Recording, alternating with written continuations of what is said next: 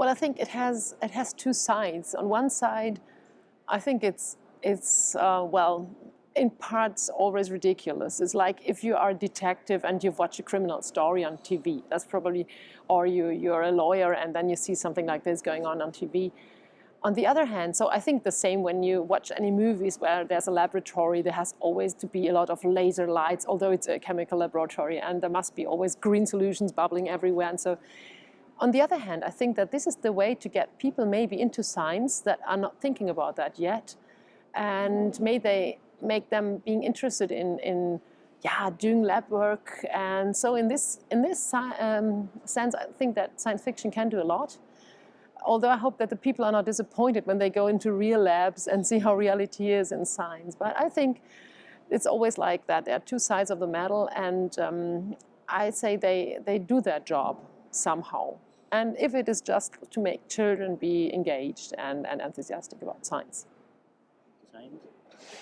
So I believe that science fictions and science fiction movies helped quite a lot in stimulating the ideas or new ideas and new technologies. So it was over the different years, it was a kind of source of inspiration for engineers and scientists.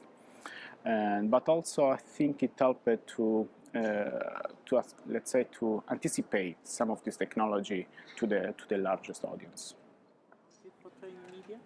So when I was younger, I was also watching, of course, science fiction a bit more, and of course it's a nice inspiration. It's entertaining,